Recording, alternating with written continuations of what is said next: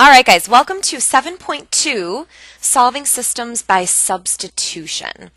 So you guys have already mastered solving by graphing, but sometimes the problem isn't nice to graph, so we have to learn a new method. The reason this would not be nice to graph, you'd have to subtract the 3x over, divide everything by 5, and then you'd end up with decimals and fractions, and it would just not be nice to graph.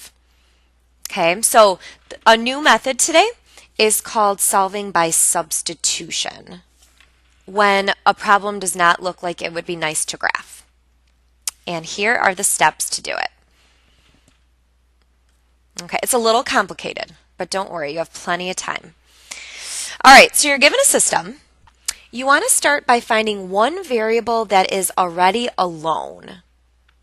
Okay, so scan the problem, find a variable that's already alone, and it would be this x. So do you see how it's alone on one side of the equal sign? That's what we want. Because then, wherever we see an x in the other equation, we can take it out and put this in its place. Okay, so if x is 3 plus y, then in the other equation, wherever we see an x, we're going to take it out and put 3y in its place. Okay, so we're going to rewrite this problem. X is coming out, and we're putting 3 plus y in its place. And the rest of the equation stays the same. So this x came out, and the 3 plus y substituted into its place. All right, now solve the equation. Distribute, combine like terms, whatever it takes to solve this equation now. So it looks like we have some like terms. 1y plus 2y is 3y. So now we're at 3 plus 3y equals negative 6. And then you guys should know how to finish this off. Draw the wall. Minus 3 from both sides. So we're at 3y equals negative 9. And then divide by 3, divide by 3. So y is going to be negative 3. Okay, great. That was easy.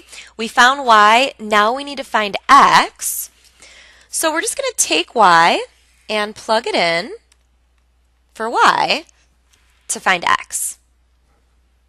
Okay, so if x was 3 plus y, y is negative 3. So what's 3 plus negative 3? That's 0. So x equals 0. All right, now you're done. You got x, you got y. So the final answer is the ordered pair 0, comma, negative 3, x, comma, y. All right, let's try another one. I know it's a little confusing. You'll get it. Number 2. Find a variable that's alone. So scan the problem. It looks like y is alone. Okay, so that means that in the other equation, y comes out and this goes in its place. We're making a substitution. All right, so we're going to copy this problem.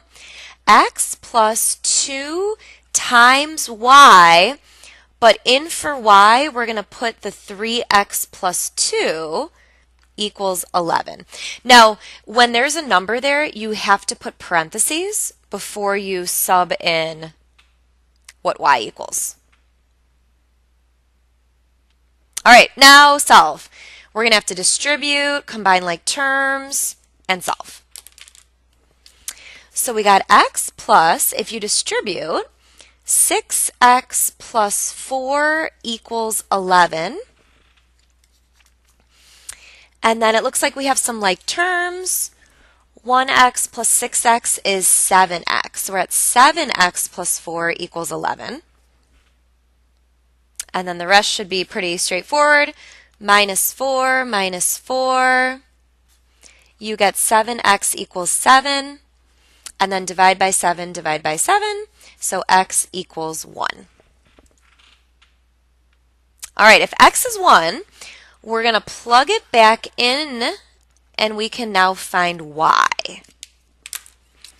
So y is going to be 3 times x, which is 1, plus 2. Okay, so what is 3 times 1 plus 2? That's 5. So y is 5. Final answer. It's the ordered pair x comma y, so 1 comma 5. Okay, if you guys feel good, feel free to stop, but I'm going to do one more because I have a feeling people might want to see one more.